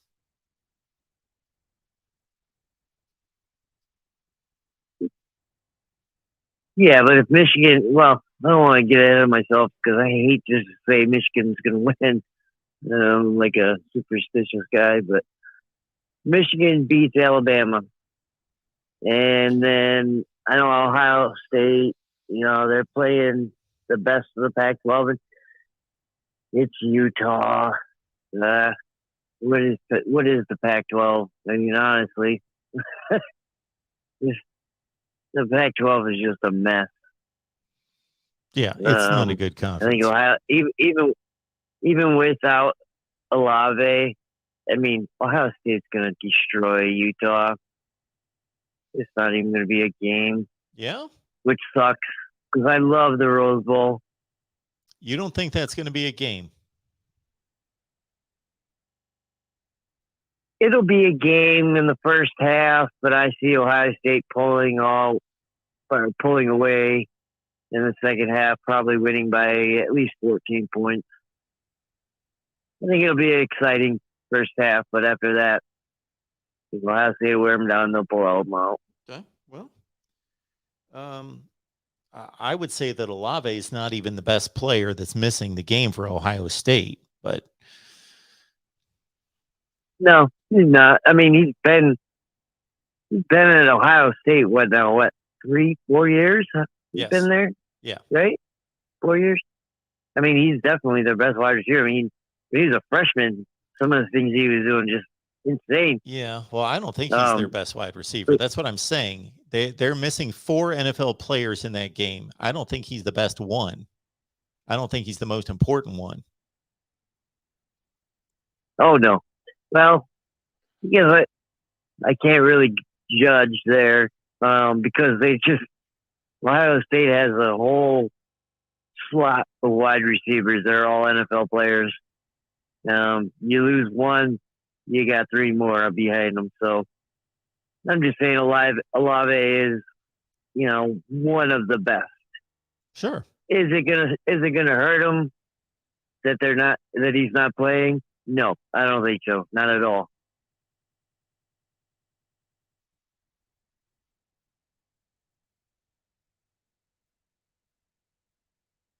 So what do you think though for that? I mean, Utah's a good team. Don't get me wrong. Pac-12 is a Pac-12, but Utah's been a good team for a while now. The last 7 years, I think they've been pretty damn good. You're an Ohio State fan. How do you feel going into that one? Well, I know that You think it's gonna be a Utah game? is motivated to play this game. I know that they're possibly playing the biggest game in their history. And I think they're a really hard-nosed, tough team that's fundamentally sound. They're not going to beat themselves. They take on the personality of their head coach, Kyle Whittingham. They've got a quarterback in Cam Rising that's a gamer. He's a good thrower, good runner. He can do both. They've got a couple really good backs in Tavion Thomas and TJ. Their wide receivers are decent. They're not great. They're a team that is going to fight and scratch and claw and not beat themselves, and they're going to be strong in special teams. And Ohio State's going to have to be ready to get hit. They're going to have to bring it. Ohio State's a more talented team. There's no question about that. Yeah. I was saying that, so everybody in the college football world is saying, Georgia's pissed off. They're going to come at Michigan pissed off because they lost to Alabama. You think Ohio State's in the same situation? They lost to Michigan. They didn't go to the Big Ten championship game. They got them extra practices.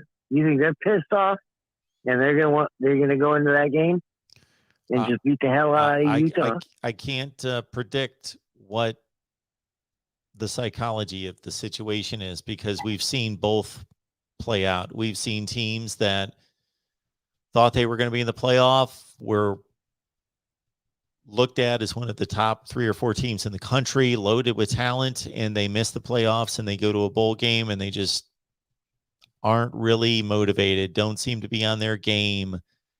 And then we see the reverse. We see teams that lash out on other teams because, they want to prove that they truly are one of the best. Anybody that's going to pretend that they have a psychological read on any of these teams is just talking, because we don't know these individuals. We weren't there for practice. We're not in the locker room. We don't know. Yeah, I totally agree with you on that. That's why I hear all this stuff about Georgia's pissed because they lost to Alabama and they're just going to tear us apart, Michigan.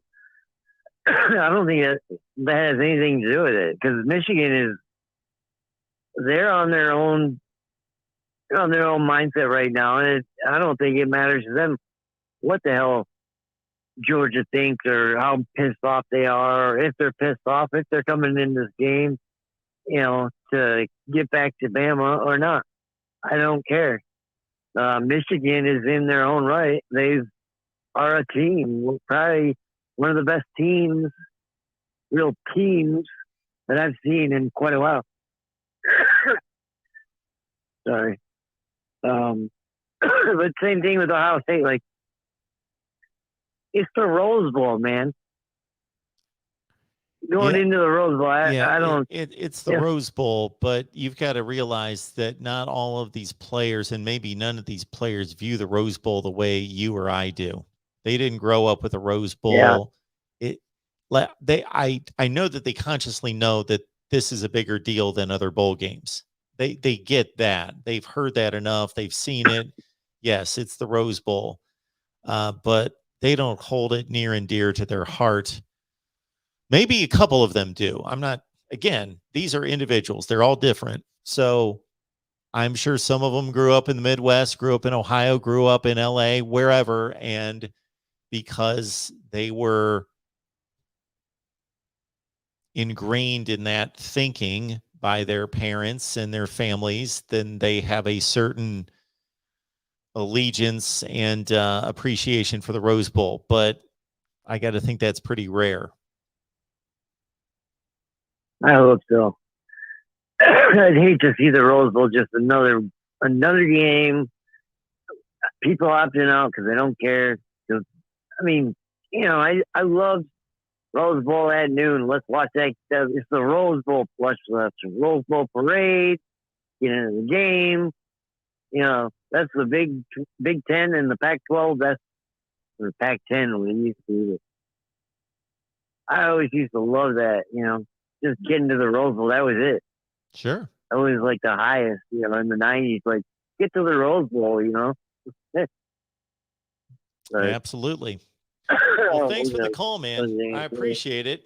And enjoy the game. And, you know, you can call back anytime. Oh, yeah. I'll be definitely watching you tomorrow after the games. Awesome. Unfold. Well, so we'll get into that. But, yeah, have a good night, Mark. All right. You too. Appreciate it. All right. Next up here at the Voice of College Football, who's on the line? Oh, this is Mike. Hey, Mike.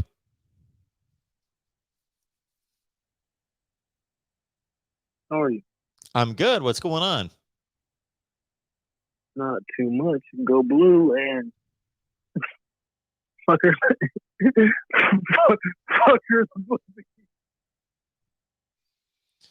Yeah. See, our propensity to draw in the winos at 3 a.m., you know, it obviously goes sky high. Let me hit some of these super chats here. Spaghetti Factory. Cashed South Carolina Purdue moneyline parlay. Good for you. Let me send you the Iowa State and UNI helmets. So Spaghetti Factory repping the state of Iowa big time. Iowa State, and UNI. Thank you so much for that, Spaghetti Factory. We will take those and we will proudly display those helmets behind us. Awesome. Thank you so much for that. I appreciate it. Also, we had a super chat come in from Maudie, Go Blue, who wanted my prediction on the Michigan-Georgia game. And why don't we do this? Okay. All my predictions, including these 7 gems right here, most recently, the last 7 bowl games, all correct against the spread. So my predictions are on Patreon. You can get my predictions on Patreon. Just search Mark Rogers TV. But for the playoff games, heck, why not? I'll give you my predictions tomorrow. So you get my predictions for the playoff games right here on YouTube. But for all my predictions, go to Patreon, search Mark Rogers TV.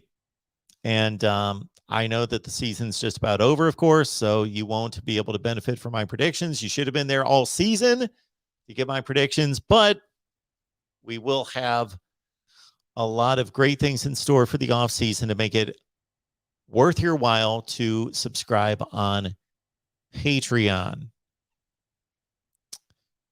All right. Let's see here.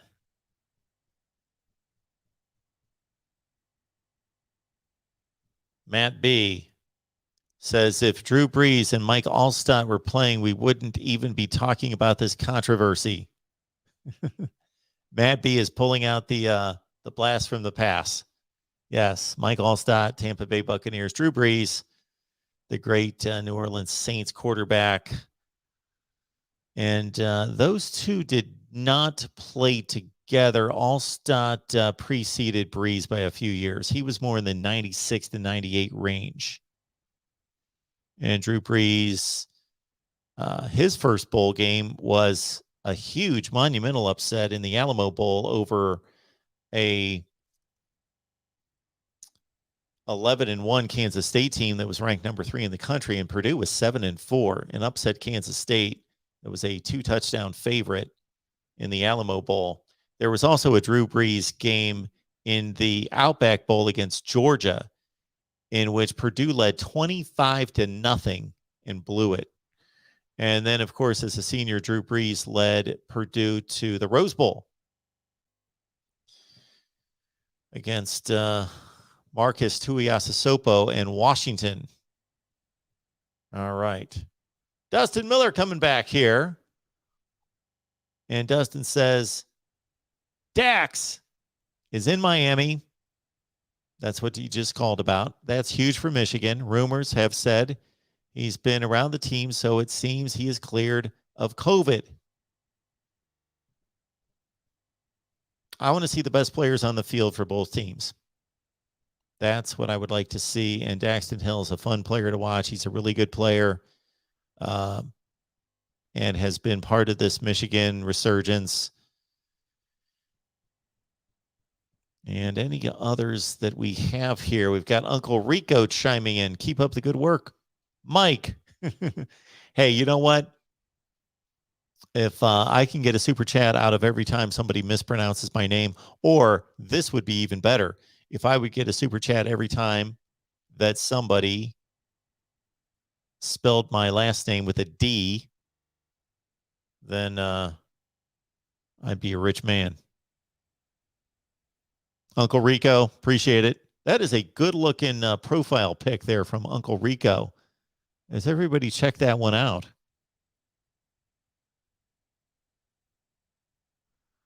Traveling Fools chiming in here. Everyone hit the thumbs up for Mark Rogers. Mike Rogers. Yes. See what I mean? Whoever did that to me called me Mike. I think it was Minnesota Dan. They called me Mike. Hey, this is a windfall. I'll take it.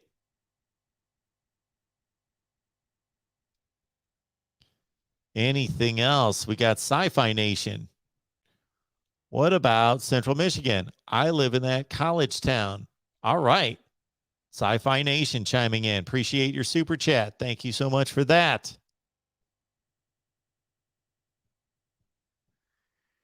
And here we've got Wedgie Ocean.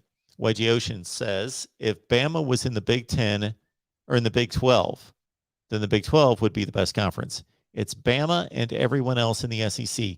Look at the Big 10 East, Ohio State, Penn State, Michigan, Michigan State. All right. I understand that obviously Alabama is the king of the SEC and improves their stock considerably. However, if we took Alabama, let's put it this way. The SEC has been the best conference for the last 15 years. This is indisputable. We can go through the records, the results, the rankings, all of it. It's not even close. Okay. That said, if we took Alabama out of the SEC, would the SEC still be the best conference? Well, that's not fair. We would have to take the best team out of every other conference too. So Oklahoma out of the Big 12, Ohio State out of the Big 10, Clemson out of the ACC, and whoever over the last 15 years, I guess it would probably be Oregon out of the Pac-12. And you know what? The SEC would still be the best conference. LSU, Florida, Georgia, Texas A&M, on occasion, Ole Miss, Mississippi State, Arkansas, etc., whomever have been the better teams those years, have been good enough to still separate that conference if you're going to take out the best team from the other conferences.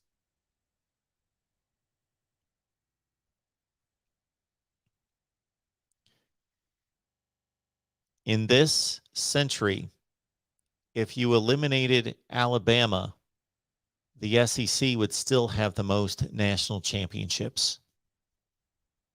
LSU has 3. Florida has 2. That's 5. Auburn makes it 6. Is that it? LSU 3. Florida 2. Auburn. That's 6. Yeah. The Big 10 has 2. The ACC has 3. Clemson 2. Florida State 1. The Big 12 has 3. Oklahoma 2000. Texas 05, maybe just 2. That's without Alabama. So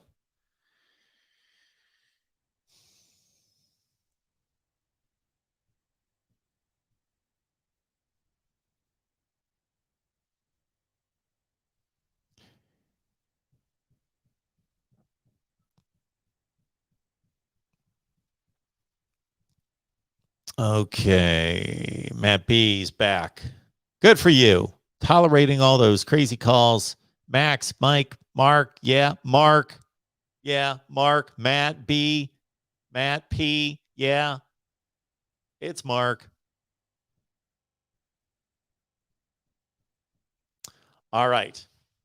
Bama fan letting us know Bama is the king of college football. And you know what? Who can dispute it? Bama right now and for the last 12 or 13 years has been the king of college football. And I would not be surprised if that did not hold true and follow through for the next 10 days with another national championship. All right. I am going to unveil my predictions for the college football playoffs tomorrow.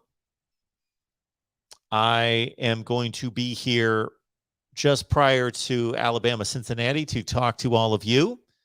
I'm going to jump online between the two college football playoff games, and then I'll be here late night tomorrow night. Bring 10 people with you.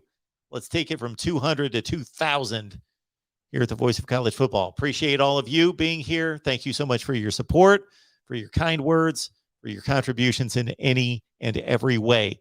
Smash the like button, and we will be back here tomorrow night, and we will see you then. Enjoy it. Bama, Cincy, Georgia, Michigan. See you tomorrow night.